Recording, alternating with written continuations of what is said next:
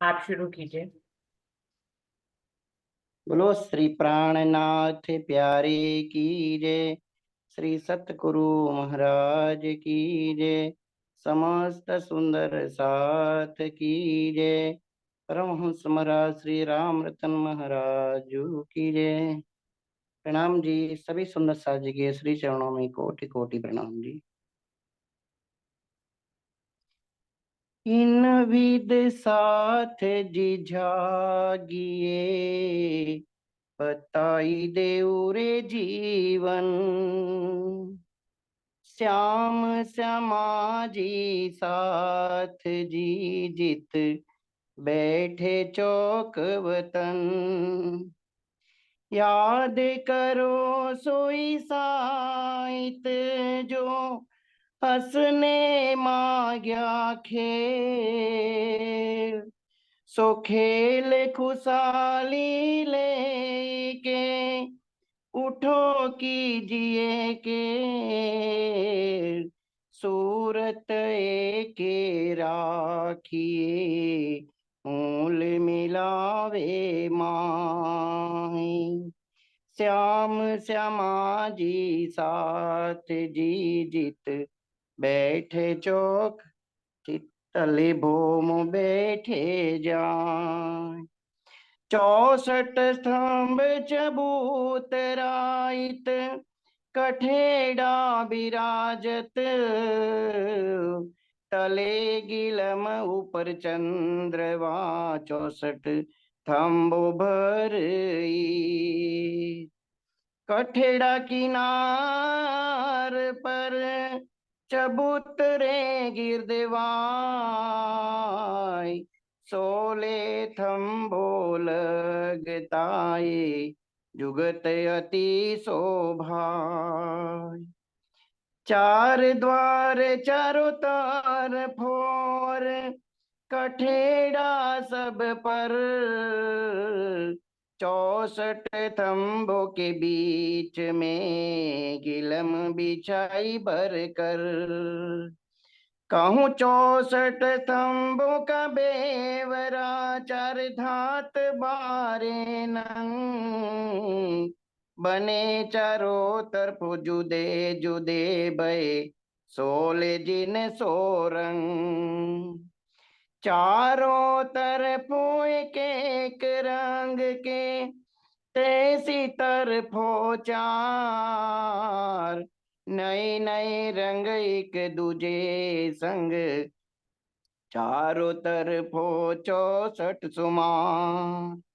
ये चार नाम कहे दात के हम, कंचन चांदी नूर।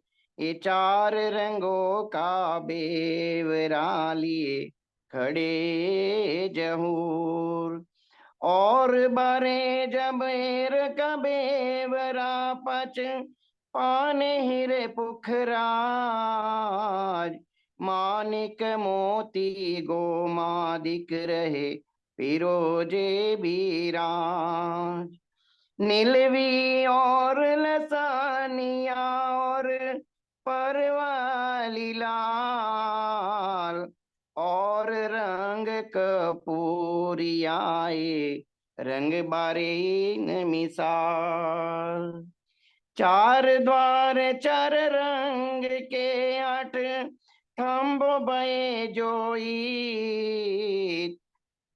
पांच मानिक और नीलवी द्वार, उखराज चौथा रोशन।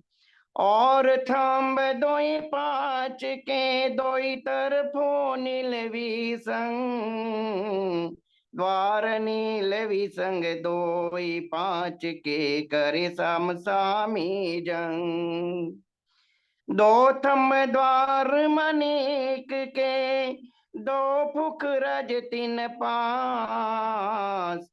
दो थम्ब द्वार पुखराज के ता, संग मानिक करे प्रकाश। थम्ब बारे भय इन विद, साम सामी के। यो बारे बने साम सामी तरफ, चारो इन विवेक। हीराल सनिया गोमादिक मोती पान परवाल। हेम चांदी थंब नूर के थंब कंचन अति लाल। फिरोजा और कपूरिया के 8 तंब रंग दोय। गिन छोड़े दोई द्वार से बने हर रंग चर चर सोय। ए 16 थंबों का बेवरा थंब 4 4 एक रंग के। सो चारों तरफ सम समी बने मिसल 64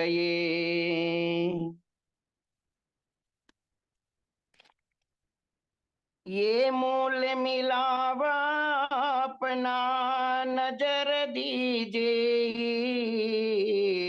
पलक न पीछे फेरिए जो इश्क अंग उपज। जो मूल स्वरूप है आपने जाके कहिए पर आत्म। सो पर आत्म लेके पिलसिए संग खसम। श्री महामत कहे मोमिनो करूं मूल स्वरूप वर्णन।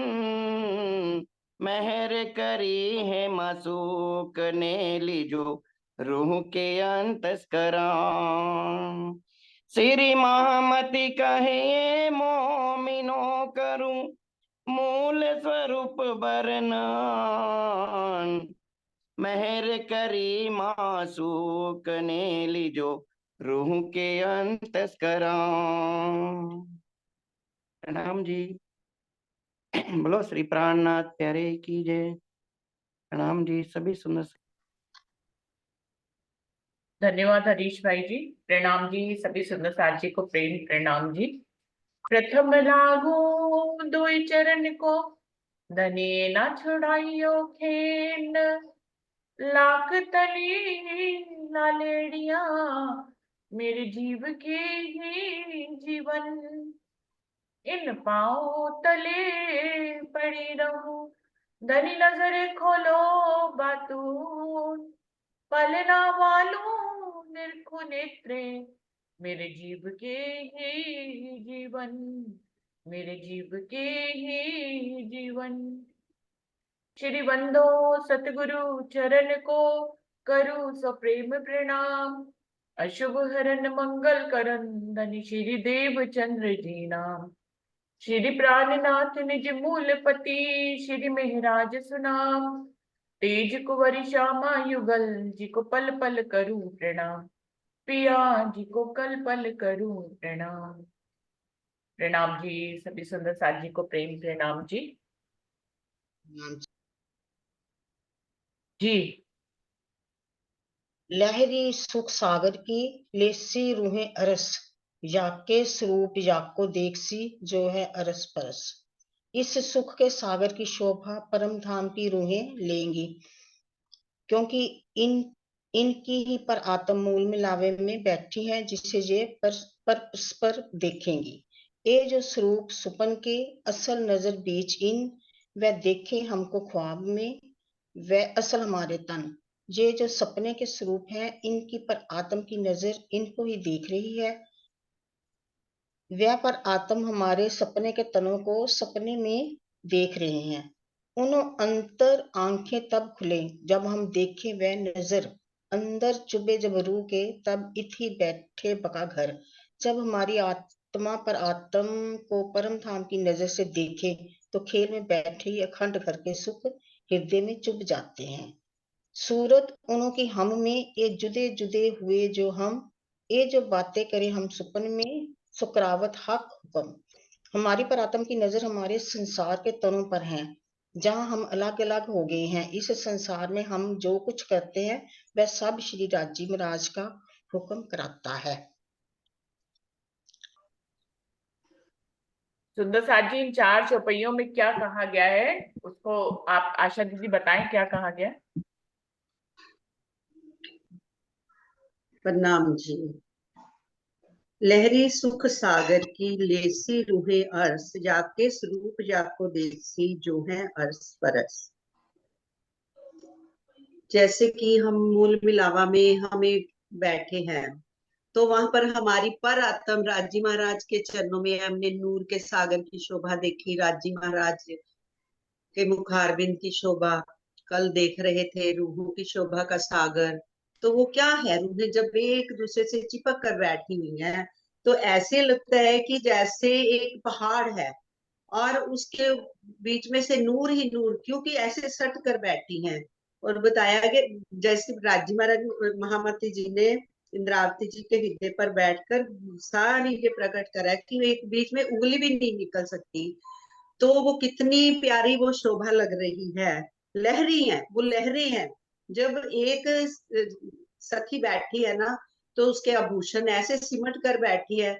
कल जैसे हम सुन रहे थे कि उनके आभूषणों का भी, आभूषण जो है, कपड़े हैं, वस्त्र हैं, साड़ियों के रंगों का वर्णन क्यों नहीं एक एक का हो पा रहा, क्योंकि वे ऐसे जुट कर बैठी हैं, जुड़कर सट कर बैठी हैं। तो एक साड़ी का रंग, साड़ियां भी तो नूरी है ना, वो एक का नूर दूसरी के नूर में चला जाता है।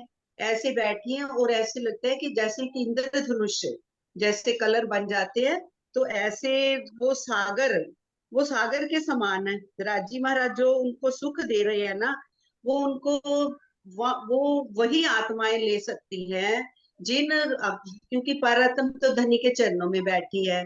और खेल दिखाने के लिए राजी महाराज ने आत्माओं को, जहाँ वासनाओं को संसार में भेजा है, और वही सुनेंगी, वही राजी के पास आकर बैठेंगी और वही उनका दीदार करेंगी धनी का।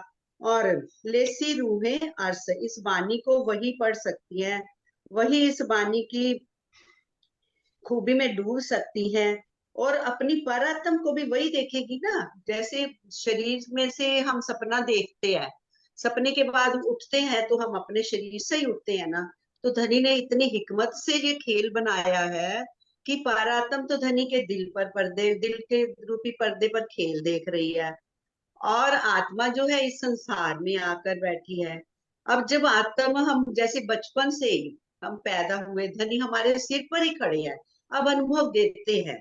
क्यों? जब मैं सोचती, मेरे मम्मी बोलते थे जब तू पैदा हुई थी ना, हमने तेरे को पहला भी जो कपड़ा पहनवाया था ना, राजी को टच करके पहनवाया था।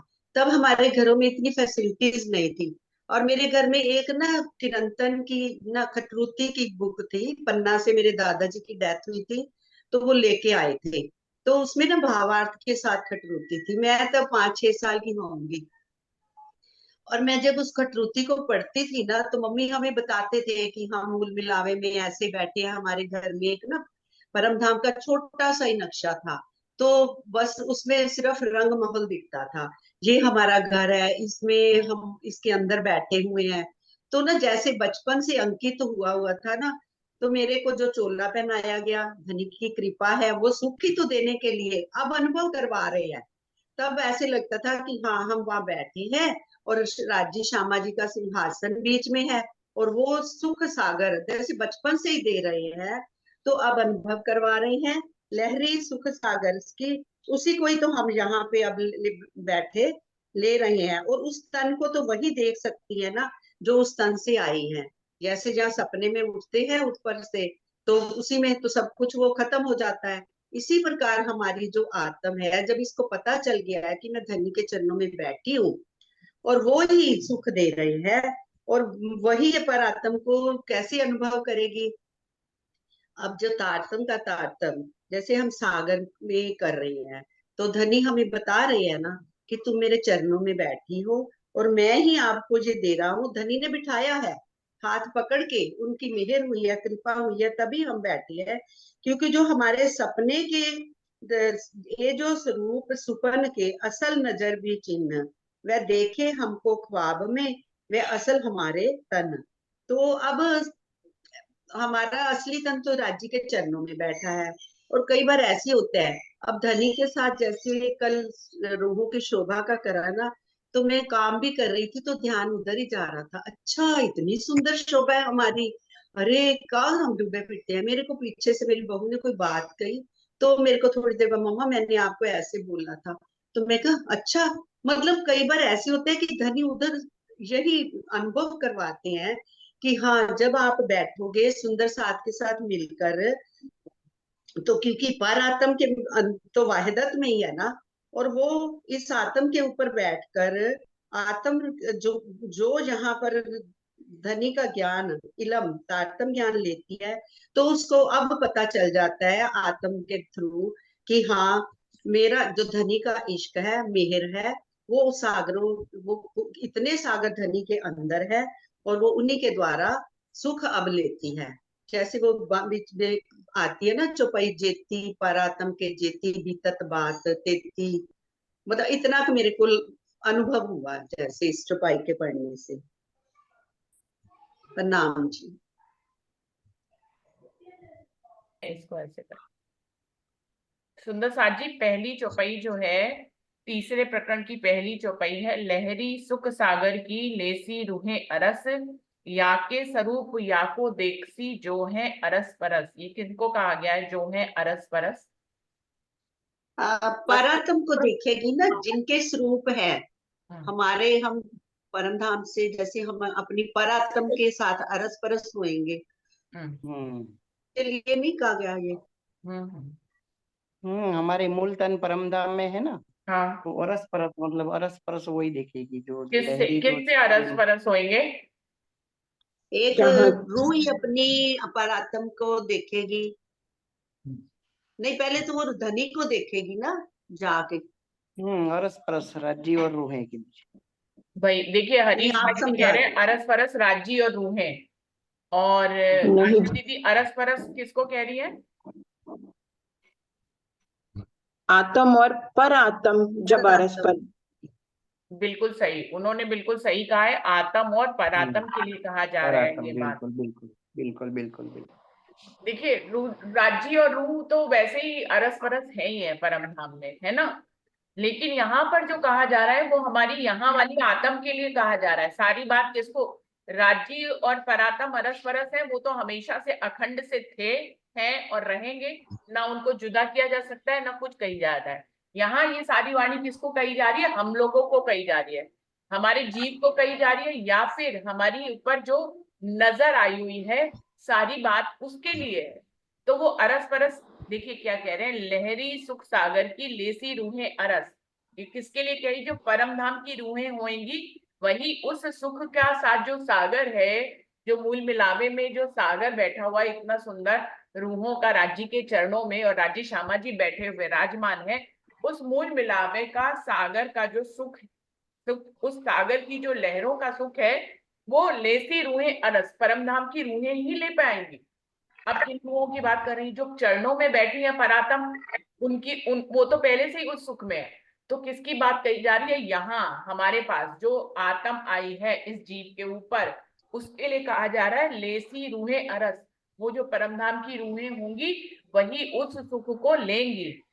या के स्वरूप या को देखसी जो है अरस परस, जो वहां का प्रतिबिंब रूप हमारे ऊपर आया है वही तो अपने असल स्वरूप को देखेगा, जो है अरस परस। अब देखिए, ये नजर हमारे ऊपर जो आत्म आई है उसकी नजर कहाँ से आई है सुंदर साथ जी?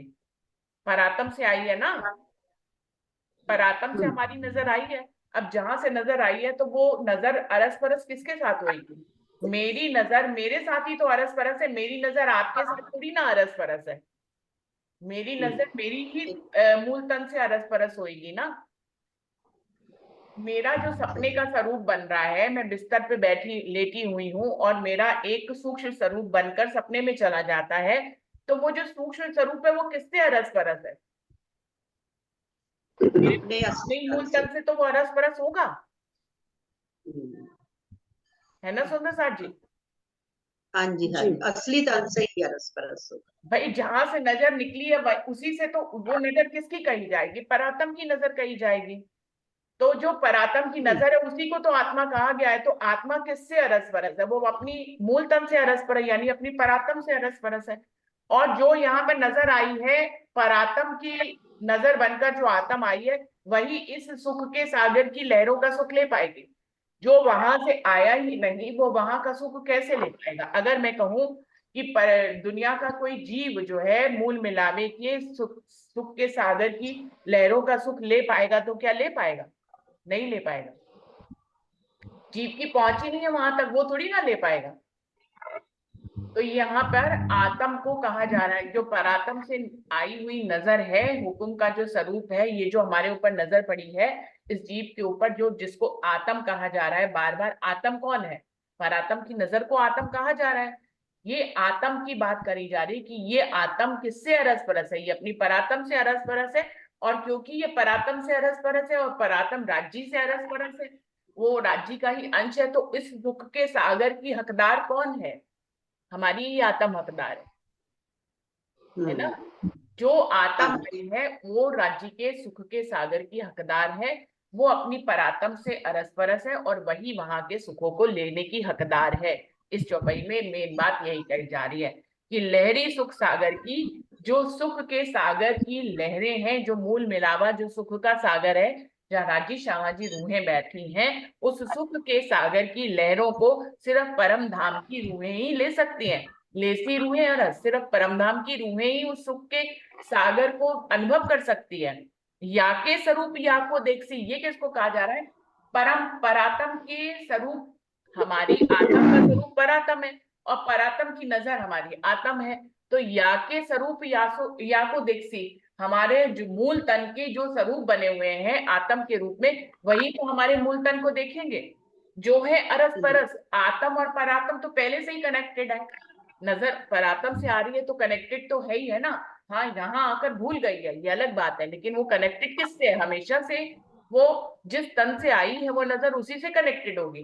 जैसे हमारा सपने का स्वरूप जितनी देर तक वो सपना देख रहा है, भले चाहे वो भूला हुआ हो कि वो मूल तन में कहीं कोई तन सो रहा है उससे आई है, लेकिन वो कनेक्टेड हमारे से हमेशा से किससे रहेगा? हमारे मूल तन से ही तो कनेक्टेड रहेगा। हमारा सपने का स्वरूप हमसे ही तो कनेक्टेड रहेगा, किसी और से थोड़ी ना। मेरे सपने का स्वरूप कांति भाई से कनेक्टेड थोड़ी ना हो जाएगा। मेरे सपने का स्वरूप आशा दीदी से कनेक्टेड थोड़ी ना हो जाएगा। मेरा सपना चल रहा है, मेरे सपने में जो स्वरूप बना हुआ है वो कितना भी भूल गया हो, कुछ भी उसको याद ना हो कि उसका असल तन बिस्तर पे सोया हुआ, लेकिन वो ऑटोमेटिकली ही भूले हुए भी कनेक्टेड किससे है? जिसकी वो नजर है अपने उसी से तो कनेक्टेड होएगा ना। सुंदर साहब की बात क्लियर हुई है? जी, या के स्वरूप मतलब वो अपने ही स्वरूप को देखे। हाँ, ब्रह्म सृष्टि। ब्रह्म सृष्टि या के स्वरूप या को देखसी, जो है अरस परस। वो भूल गई है आत्म, लेकिन वो अरस परस किससे? हमेशा से थी, है और रहेगी। परात्म से नजर आई है तो वो नजर किसकी है? यही तो कही जाएगा कि परात्म की नजर है। अब जब वो परात्म की नजर ही है तो परात्म से ही ऑटोमेटिकली कनेक्टेड है, उसी से अरस परस है। भूल गई है वो एक अलग विषय, लेकिन वो कनेक्टेड हमेशा से उसी से ही रहेगी। इसको ऐसे समझ लें जैसे हम सोए हुए बिस्तर पे हमारा एक सपने का स्वरूप बन रहा है। वो सपने का स्वरूप इस बात को भूला हुआ है कि उसका कोई तन बिस्तर पे लेटा हुआ है असल तन, लेकिन वो कहा तो हमारा ही स्वरूप जाएगा ना। इसको तो दुनिया की कोई भाषा भी चेंज नहीं कर सकती। को मेरा सपने का स्वरूप है तो मुझी से कनेक्टेड होएगा। ये बात यहाँ पर कही जा रही है। तो इसको समझते हुए हम लोग आगे बढ़ रहे हैं। तो राजी महाराज क्या कह रहे हैं? हम परम धाम की रूहों को कह रहे हैं कि आप परात्म के स्वरूप हो, उनसे अरस परस हो। तो इस सुख के सागर की का देखने का सारा जो है वो मुद्दा वो किसका है? आत्म ही परम धाम परम सृष्टि है। वही ही इस सुख के सागर को देख पाएगी, वही चितवनी कर पाएगी, वही राज्य श्यामा जी को देख पाएगी, वही अपनी परात्म को देख पाएगी। और कोई भी अपनी परात्म को नहीं देख सकता। जिसका मूल तन है ही नहीं वो परात्म को कैसे देखेगा? कोई जीव चले कि वो मूल मिलावे में अपनी परात्म को देख ले, उसका कोई परात्म है ही नहीं वहां पे, तो वो कैसे देखेगा? वो नहीं देख पाएगा। ये वाली बात कही जा रही है। अगली चौपाई पे चलते। एजो स्वरूप सुपन के असल नजर बीच इन, वह देखे हमको ख्वाब में, वह असल हमारे तन। वो कह रहे हैं ये जो स्वरूप सुपन के, ये जो हमारे सपने के स्वरूप है, कौन है? हमारी आत्म। सपने के स्वरूप कौन है सुंदर साथ जी? हाँ, हमारी आत्म ही है। हमारी आत्म क्या है? सपने का स्वरूप है। तो हमारी आत्म जो सपने का, यही तो कह रहे हैं ए जो स्वरूप सुपन के, ये जो हमारे सपने के स्वरूप है, किसके? परात्म के सपने के स्वरूप है। असल नजर बीच इन, असल किसको कही जा, ये तो आखिर आत्म तो सत्य है, लेकिन बैठी किस पे, झूठ में, और जीव के ऊपर बैठी है और माया में आई है, लेकिन असल किसको कहा जा रहा है, हमारी परात्म को। असल नजर बीच इन, उस असल स्वरूप यानी कि हमारी परात्म की नजर किस पे आई हुई है, आत्म के रूप में इस जीव के आत्म ऊपर के- नजर आई हुई है। तो असल की नजर पड़ी किस पे है, झूठ पे।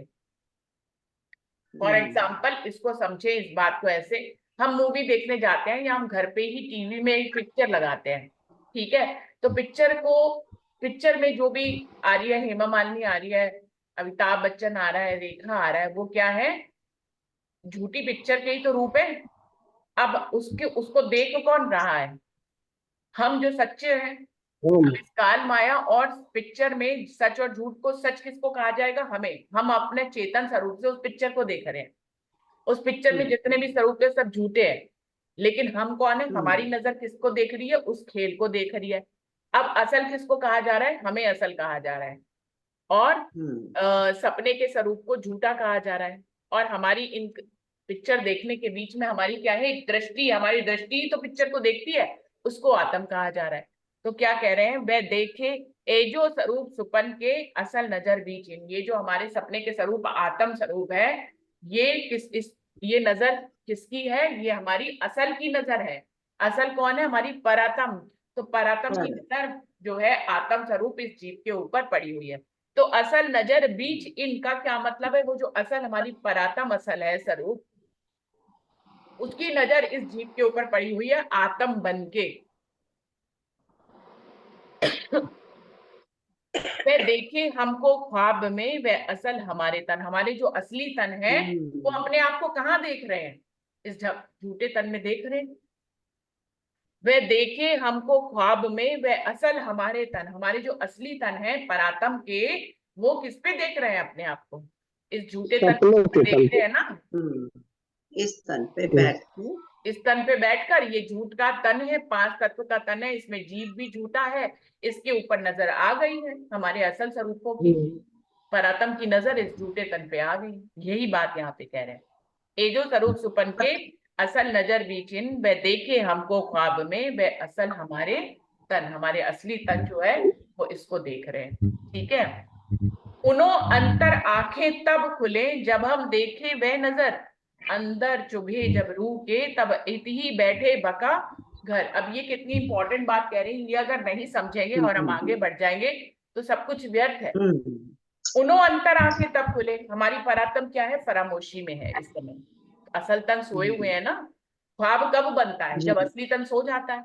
असली तन सोए नहीं तो ख्वाब बन ही नहीं सकता। सुंदर सा यहाँ पे भी सारे उदाहरण वही तो है, हम सोएंगे तभी तो सपना आएगा, हम सोएंगे ही नहीं तो सपना थोड़ी ना आएगा। हमारा सोना निश्चित है, तभी तो सपना शुरू होगा। सपने का अस्तित्व कब है, जब मूलतन सो जाए। अगर मूलतन जागा रहे तो सपना नहीं आता है। खुली आंखों वाले सपनों को सपना नहीं कहते हैं, वो तो एक एम्बिशन होती है।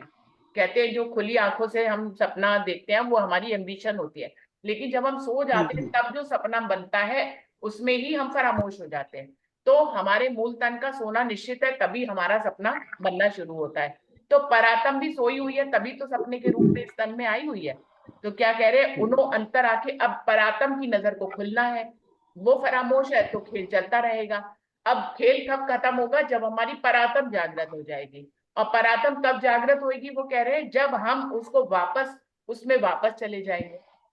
हमारा सपना कब खत्म होता है सुंदर साथ जी, पहले तो हम सो जाते हैं।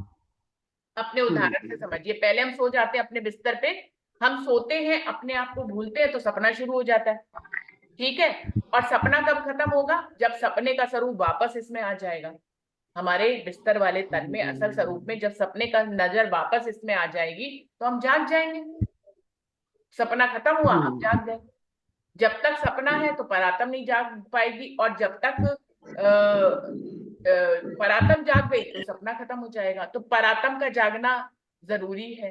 तो इसीलिए कहते हैं कि आप चितवन करें, अपनी परातम का श्रृंगार करें और राज्य को देखें। ये सारा प्रयास किस लिए है, कि हम अपनी परातम को जागृत करें। देखिए, मूल परम धाम से तो हम एक साथ ही जागृत हुए हैं, सोए हैं, और एक साथ ही जागृत होंगे। लेकिन यहाँ पर रूप प्रयास से, अपनी चितवनी के माध्यम से जो है वो अपनी परातम को देख सकती है। और परमधाम के सुखों को ले सकती है। यही बात यहाँ पे कह रहे हैं कि उनो अंतर आंखें तब खुले। उनो किसको कहा जा रहा है, एक एक शब्द का मतलब समझिए। उनो किसको कहा जा रहा है, हमारी परात्म को कहा जा रहा है। उनकी आंखें कब खुलेंगी, जब हम देखें नजर, जब आत्म जो है उस नूरी नजर से परात्म को देख लेगी तो उसकी नजर खुल जाएगी। जब तक हम खेल में मगन है, परात्म भी सोई हुई है। आप देख रहे हैं ना, हम लोग सब खेल में मगन है ना, कहाँ माया छोड़ पा रहे हैं, माया नहीं छोड़ पाते हैं।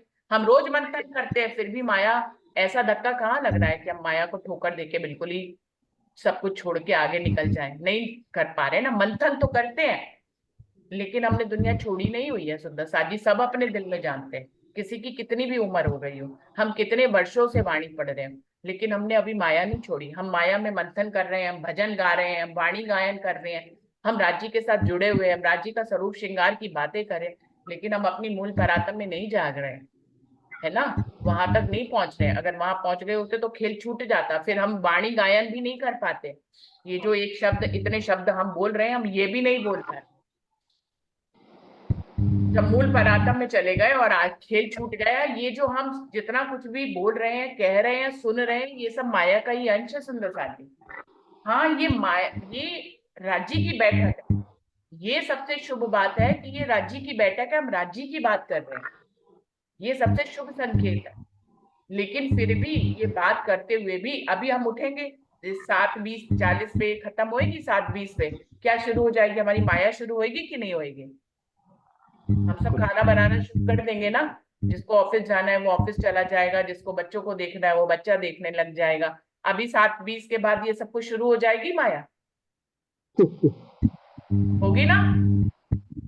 ये तो बिल्कुल। ऐसे हो रहा है जैसे हम चांदनी चौक पर खड़े हैं, अक्सर ब्रह्म चांदनी चौक पाए, परमात्मा के दर्शन करें, फिर आगे अपने काम में लग गए। हाँ, वही हमारा हाल है। वही हम हमारा थोड़ी हाल है। देर मीटिंग बिल्कुल इन्होंने सही कहा कि जैसे अक्षरधाम चांदनी चौक तक दर्शन करके फिर अपने अक्षरधाम वापस आ जाते हैं, ऐसे ही हम बैठक में बैठते हैं, राज्य की बात करते हैं, राज्य का वाणी गायन करते हैं, उनकी 10 बातें करते हैं, उनका स्वरूप श्रृंगार की बात करते हैं, आनंद भी लेते हैं। ये सबसे अच्छी बात है कि हम आनंद भी लेते हैं, लेकिन फिर जैसे ही वो समय खत्म होता है हमारा, तो हम ज्यादा समय किस में बिता रहे हैं, माया में बिता रहे हैं। तो क्या कह रहे हैं, उनो अंतर आंखें तब खुले जब हम देखे वह नजर। हम जब नूरी नजर में जाएंगे, कल बार बार क्या बात हो रही थी, नूरी नजर की बात, जब हम परम धाम की नूरी नजर, वाहिदत की नजर में वहां चले जाएंगे, तब उसकी अंतर आंखें खुल जाएंगी, हमारी परात्म की। अंदर चुभे जब रूह के तब ऐसी बैठे बकागर। जब हमारी आत्म में परात्म की नजर चुभ जाएगी, परात्म का जो वाहिदत का स्वरूप है वो हमारे हृदय में आ जाएगा, तो यहीं बैठे बैठे परमधाम हो जाएगा, तो माया छूट जाएगी। मूल परातम में जागरण जागनी तो एक साथ होएगी, वहां तो अभी इंद्रावती भी नहीं जागी। मूल परातम में वहां तो जागनी सबकी एक साथ है, लेकिन इंद्रावती ने यहाँ बैठे बैठे परम धाम के दर्शन किए ना, वो कह रहे हैं वो तब हो पाएंगे, तुम भी उस अवस्था में तब पहुंचोगे जब तुम पहले अपने आप को उस वायदत और नूरी नजर में लेके तो जाओ वापस। इतना प्रयास तो हमें करना ही होगा ना सुंदर साथ जी, अगर करेंगे नहीं तो हम वहां कैसे पहुंचेंगे। देखिए इसका बहुत सुंदर अर्थ इसमें लिखा है, मैं पढ़ती हूँ। जिस तरह से हमारी उनो, ये उस चौपाई का अर्थ पढ़ रही हूँ, तीसरी चौपाई का, कि उनो अंतर आंखें तब खुले जब हम देखे वह नजर, अंदर चुभे जब रूह के तब इति बैठे बका घर। जिस तरह से हमारी परात्म पहले श्री राज्य को देखती रही है, उसी प्रकार हमारी आत्मा भी जब धाम धनी को देखने लगे तो हमें यहीं बैठे बैठे परम धाम की अनुभूति होने लगेगी, और हमारी परात्म की अंतर्दृष्टि भी खुल जाएगी, अर्थात वह जागृत हो जाएगी। इस चौपाई के कथन पर यह संशय होता है कि जब श्री मुखवाणी में यह कहा गया है स्पष्ट रूप से कि पौड़े भेले जागसी भेले खेल देखा सबो एक, अर्थात परात्म में जागृति तो सबकी एक साथ ही होनी है, तो यहाँ पर यह क्यों कहा गया है कि जिसकी आत्मा के धाम हृदय में श्री राज्य की छवि बस जाएगी उसकी परात्म में जागृति हो जाएगी। वो कह रहे हैं कि जब हमें एक ही साथ वहां पे जागना है, तो फिर ये क्यों कहा जा रहा है कि हमारे धाम हृदय में जब राज्य की छवि अंकित हो जाएगी तो हमारी परात्म जागृत हो जाएगी। तो कह रहे हैं इसके समाधान में ये कहा जा सकता है कि यह तो शाश्वत सत्य है कि परम धाम में वायदत होने के कारण सबकी परात्म में जागृति एक ही साथ होनी है, किंतु यहाँ सामूहिक रूप में यह बात दर्शाई गई है कि जब आत्मा के धाम हृदय में श्री राज्य का साक्षात्कार हो जाएगा तभी परात्म में जागनी हो सकेगी। इस खेल में सभी आत्माओं की जागृति धीरे धीरे हो रही है। जो श्री आत्मा जागृत हो जाती है वह यही बैठे बैठे परमधाम के सुखों का रसपान करती है, किंतु उसकी परातम पर फरामोशी का आवरण तब भी पड़ा ही रहता है। अपने पंच भौतिक तन का त्याग करने के पश्चात वे सूक्ष्म शरीर से श्री गुम्मट जी में श्री जी के चरणों में रहकर परमधाम के आनंद का रसपान करती है। इस संबंध में छोटा क्यामतनामा में ये वचन देखने योग्य है। जो कदी वह आगे चली, जिमी बैठी वह जिमी माहे, पांचों पहुंचे पांचों में रूह अपनी असल छोड़े लाए। खेल खत्म होने के बाद भी परात्म की जागनी हो सकेगी, उसके पहले केवल हृदय ही इतना ही हो सकता है कि आत्मा जागृत होकर अपने मूल तन को देख ले तथा परात्म धाम धनी के दिल रूपी पर्दे पर अपनी जागृत आत्मा की जागनी लीला देखती रहेगी। इस तथ्य को सागर में इस प्रकार दर्शाया गया है कि अंतस्करण आत्म के जबे रहे हो समाये, तब आत्म परात्म के रहे न कछु अंतराय। तो साजी क्या